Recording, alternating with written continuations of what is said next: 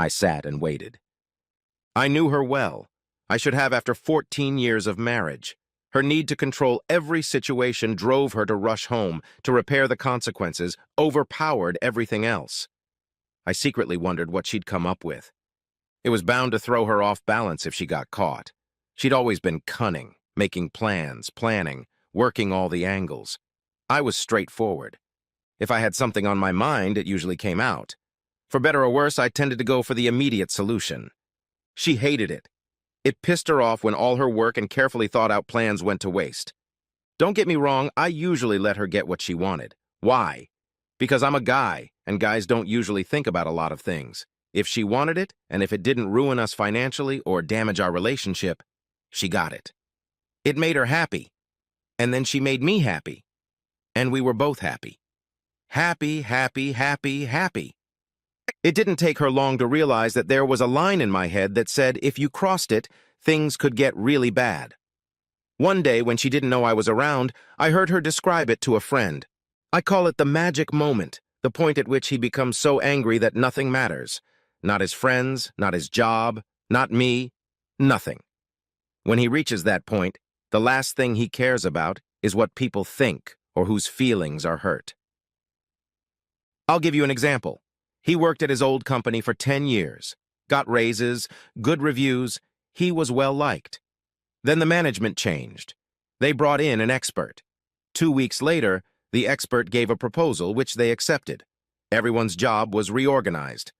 Bob didn't care. He had worked there so long he knew just about everything. Then came the denouement. The examiner pointed out that the employees were being paid about 25% more than companies with corresponding positions in the area, so they were being cut to achieve parity. They told him his cut would be just under $5,000 a year. He laughed at them.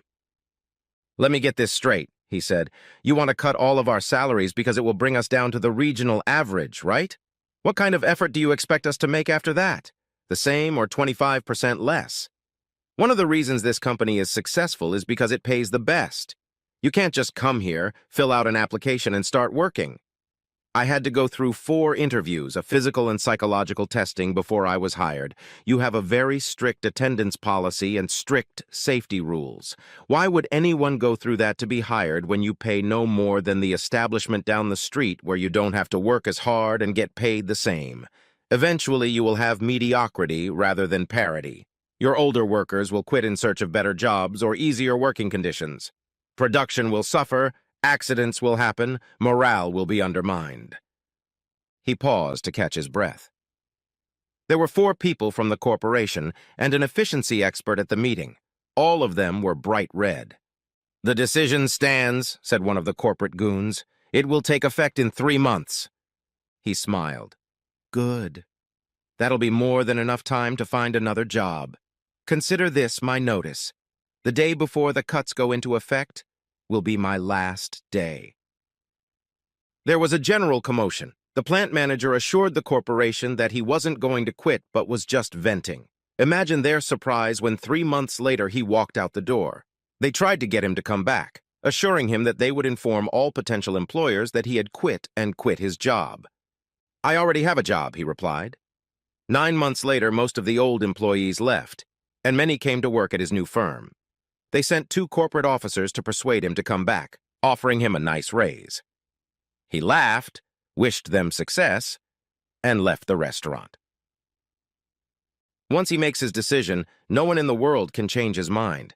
And while the decision may seem hasty at the time, he usually thinks long and hard about it. And he doesn't care at all about the financial cost, not to him. "I can get by without money, but not without self-respect." I've heard that a dozen times. I thought back over the years, trying to determine exactly when she had found it acceptable to have sex with another man. She'd tried a lot of things over the years to get me to accept. She went to Cancun for 2 weeks with her friends, a couple of whom were borderline sluts and one of whom was married. She had put together a pretty good presentation. It would be good to get a break from each other. It would make us stronger, blah, blah, blah. I told her the idea sucked, that the thought of being in a foreign country, on a beach with lots of alcohol in the company of a group of women I considered nothing more than adventure-seeking rockets, was not a good idea. But it's your life, so do whatever you feel like doing. Just don't forget the price. Over the years, she realized that was one of my key phrases. It meant that I knew she was wrong or it was a really bad idea, but I was tired of discussing it, and if she went ahead, she'd have to deal with the consequences. One more thing, I want my rings. If you're going to spread around strangers, you're going to do it without them. She exploded and started arguing. I just sat there until she lost her temper. While you were talking, I thought of a few more things. You won't have time to rent an apartment while you're on vacation, so do you want me to put your stuff in storage or take it to your mother's? She sulked, yelled, refused to cancel her plans. 3 days before she was supposed to board the plane, she came home with an empty house and a note. Thought it over, decided I don't want to live here. Now you can leave with a clear conscience without worrying about betraying anyone. Have a safe trip. Keep the rings. They are no longer of any value to me. Her slutty friends talked her into forgetting me and leaving, but she spent 2 days trying to find me. I took some vacation time and went camping. I was pondering if she had time to catch a plane while I was making another cast, intending to catch the big bass I had missed last summer, when suddenly I heard a sound. I figured you'd be here. Thanks for ruining a great vacation for me. As you can see, I didn't go. Happy now? I felt the rod twitch. Maybe Mr. Big had decided to play a game? No, hell, I'm not happy. It's hard to know that if I were a little weaker, you'd have snuck away, spread your legs, and had a hell of a good time knowing you had me under your thumb. Why are you here? Trying to ruin my weekend? It's not going to work. You know why? Because you won't be here. Go home, go somewhere else, just get away from me. If you don't, I'll fire the PI, and instead of adultery, I'll charge you with irreconcilable differences. Hell, it's so easy these days, we can get it over with in 4 months. Mr. Big struck. My rod nearly doubled in size, and the drag screamed like a virgin during a threesome. He tore through the water, dancing across the water on his tail. It had 8 pounds, maybe 10. Damn. It was at this point that it decided to attack me, swearing like a sailor. I was plowed into the water, and Mr. Big flopped back a little, spit out the hook, and with a slap of his tail, went back into the depths. She screamed and laughed at the same time. The water was a little less than waist deep, but damn cold for early April. I slowly stepped out. Maybe you'll talk to me now. I don't want a divorce. You better lick. That was all she had time to say before I pushed her into the lake. She slipped a little in the mud, waving her arms around in an attempt to keep her balance. But then she lost her balance and fell backwards. I noted that she was very well dressed and that she wasn't wearing anything under her short skirt as she went underwater. Apparently, she had decided to act on the screw him like a fool and make him forget principle. She didn't look very sexy now, covered in mud and grass. I saw that she was completely without underwear. She started to pull out, taking a breath to scream, but I pushed her back in. When she got to her feet again, I held up my hand. Listen, don't speak. If you open your mouth before I'm done, I swear I'll jump up and hold you underwater until you stop blowing bubbles. Nod your head if you understand. She must have believed me because she slowly nodded her head. So, what are we supposed to talk about? We both know that if I had given in, you'd be sleeping with someone else right now. Deny it all you want. We both know it's true. I hope your slutty girlfriends are supportive. You're going to need friends. Maybe you can spend your time trying to steal men from each other. God knows they all hit on me, even the married one. I'm out of here. Don't follow me, don't call me, don't resist me when the papers are served. I heard her crying and calling my name as I left. It was no surprise that she was fighting the divorce, but I wondered why. She had a very good lawyer who got her into an appointment with one Edith Vine, a Judge Judy wannabe who was known for trying to keep people together, and we had to go to counseling. I almost got a contempt order for what I said.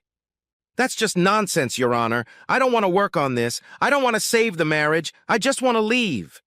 She became very icy with me. Mr. James, you don't have to like it, but you have to leave, and I'd rather hear you participate. Do you understand?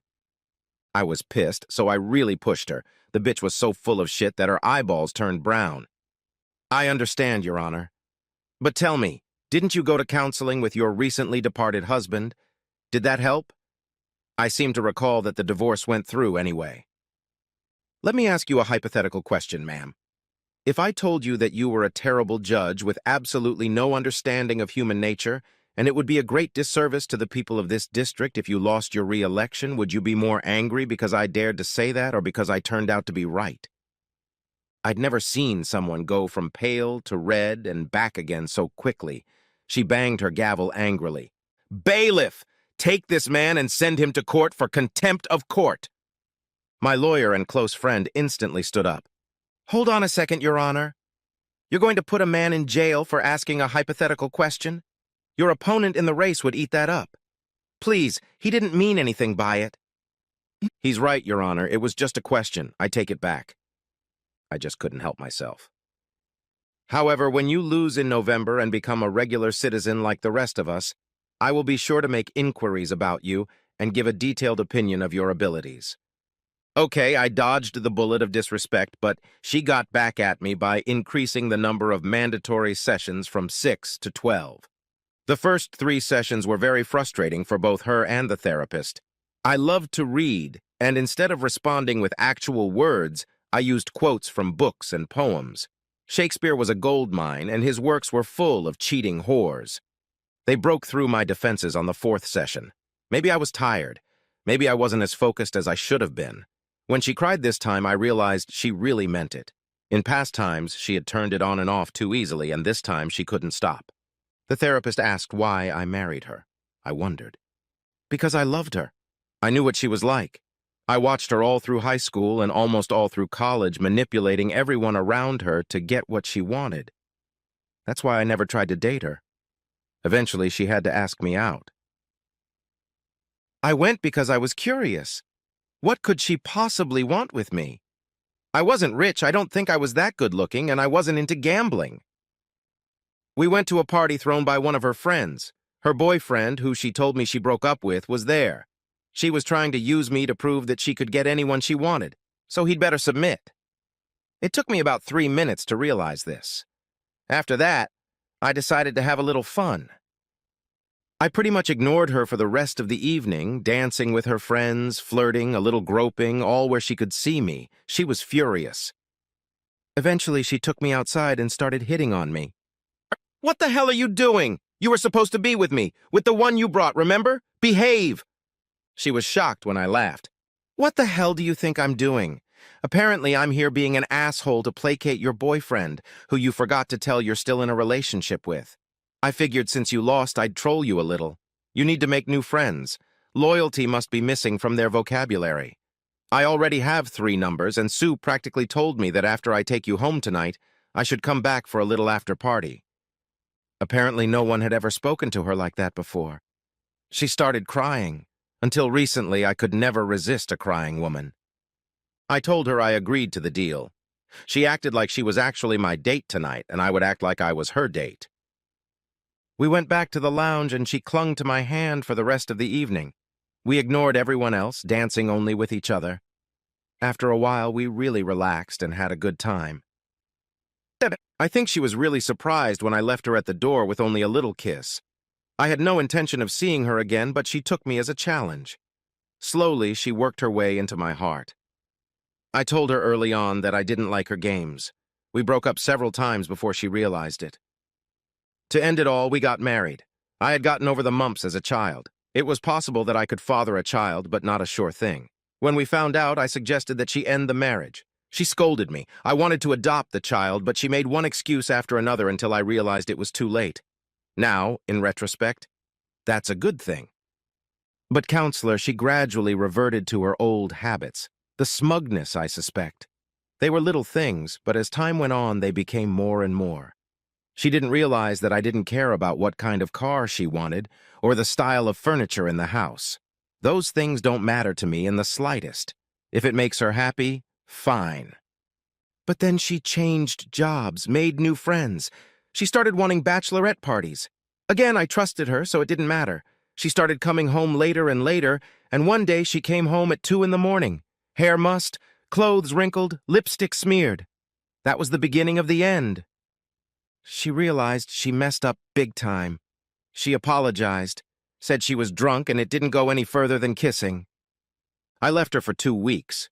She begged, cried, swore she would go to counseling. I was weak. I still love the stupid bitch. I still can't tell you why. Things got better. She realized she had control issues and really worked on them. Changed jobs again to get away from the whores, as she said. I think she jumped from the frying pan into the fire. If the previous group were whores, this group are screaming whores. Slowly, slowly, she joined their ranks. The bachelorette parties started up again. And then the idea for Cancun came up. I checked out the resort. It was geared towards singles and people with alternative lifestyles. I had no doubt that if she went there, she'd come back a whore who'd broken her vows, and it would take her entire vacation, ruining all of our plans. I tried to talk to her, but she used platitudes and nonsense taken straight out of the scammer's handbook. I reached my breaking point and gave her an ultimatum. Stay with me and try to work on our marriage, leave and come back to the divorce dance. She refused to cancel, so I packed up and left before she did. She must have wised up because she never got on the plane. By then it was too late. I started the proceedings, and here we are. Yes, she's sorry. Yes, she'll go to counseling. But will it be enough? Will she learn anything? Will she be able to change? My question is, do I want to stay here long enough to see? Shatar. I eventually accepted her back, hoping for the best. Why? Because deep down, I really did love her, but I made her pay. I made her sign a lease and made her sign a receipt. Irreconcilable differences, and 50-50. Adultery, and the abuser walks away with the clothes on her back. It pained her to sign it. She loved the house and all her toys, but she knew it was her only chance. For a couple more years, we were fine. Then she started to change. I didn't notice it at first. It was little things. But as it happened, I picked up on it. I started to notice her superior smirk, especially if she thought I couldn't see it. I called the investigators. 2 weeks later, they informed me of their findings. Unfortunately, I wasn't surprised. Peter Cummings, the little weasel she'd been working with. According to the report, he was nothing more than a gigolo, looking for rich, older women to support his lifestyle. Handsome, I guess. But I didn't like his eyes. He took one look at her Mercedes convertible, the rings on her fingers, the perfect hair, and he smelled money. He flattered her. She gave him little gifts. He must be good in bed since they'd met so many times. I never once saw them together. I asked them to report to the lawyer I had chosen. I waited until I knew they were together and sent him a text. Urgent.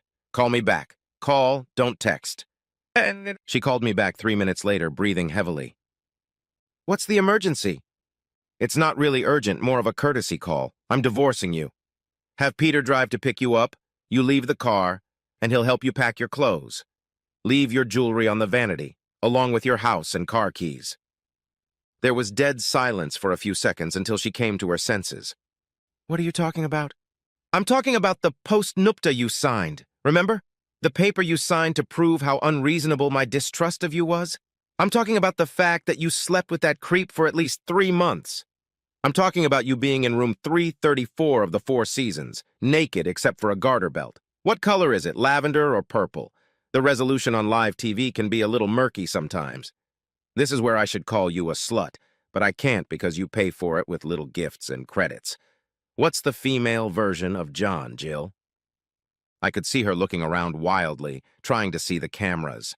Stop looking, you'll never be able to find them. And tell Peter that the leather thong he's wearing looks completely ridiculous on a man of his age and build. There's a site on the internet called Fun Farm where they post stupid pictures. Tell him I posted it about 20 minutes ago. I just got famous. He doesn't need to thank me. I've got to go. The locksmith should be here any minute. Wait, I'll be right there. Please, I can explain everything. Curiosity took over. I grabbed a glass of my favorite wine and waited. I heard her drive up, her heels tapping quickly on the walkway as she rushed into the house.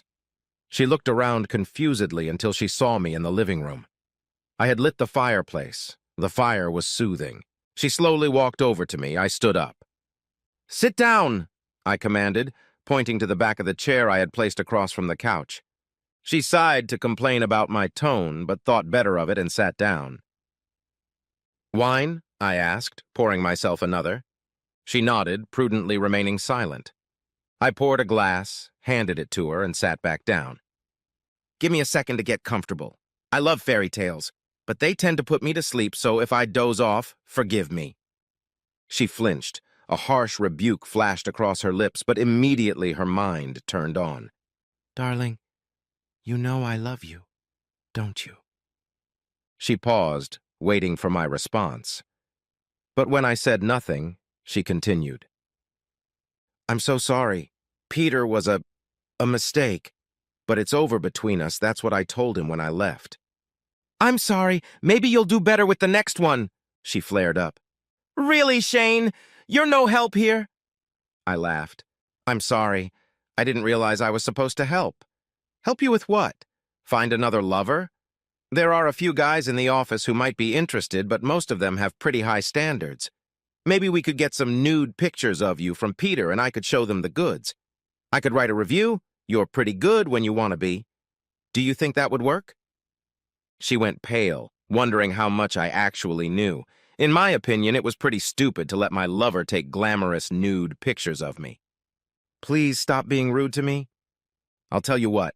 I'll stop if you just tell me why. Why, knowing what you could lose, are you being so stupid?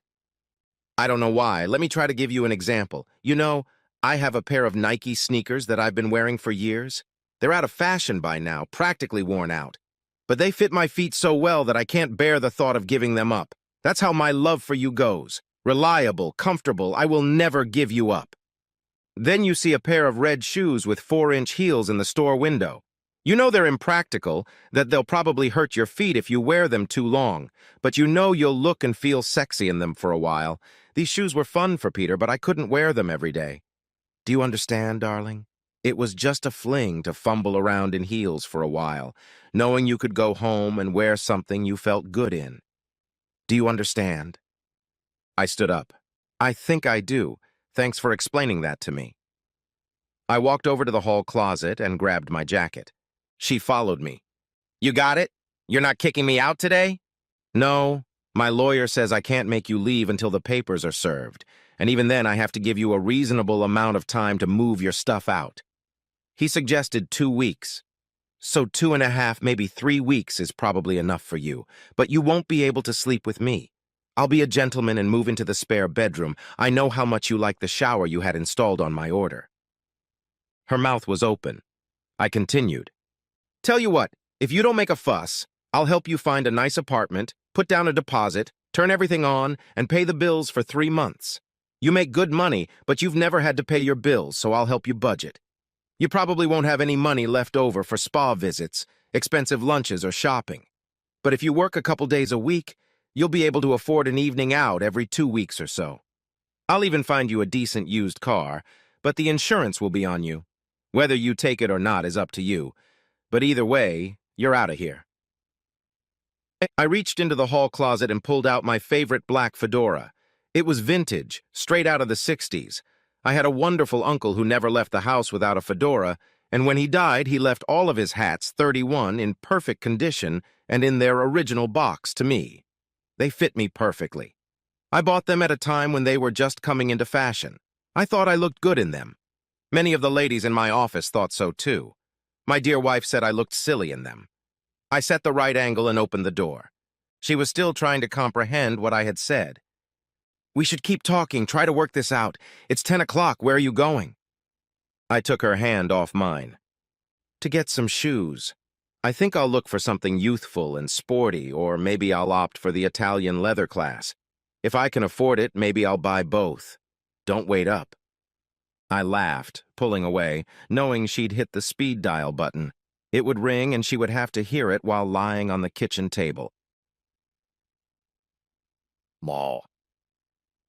I ended up getting both in one package. She would leave me in the dust as we ran 5K and danced, turning me into a quivering mass in her 6-inch heels. 2 years older but looking 10 years younger, she was a smart, sexy, simple-minded, no-game-playing goddess. I worshipped the ground she walked on. She bought me hats for birthdays and anniversaries. I now have over 50 of them. Gwen tried to resist, but when her lawyer looked at the preface, he strongly advised her to accept my offer. I didn't need her Mercedes, so I sold it, took half the money, and bought her a 4-year-old little Chevy. She even thanked me. She got married a couple years later, and as far as I know, we no longer revolve in the same social circles. They seem happy. I know she was in treatment for quite a while.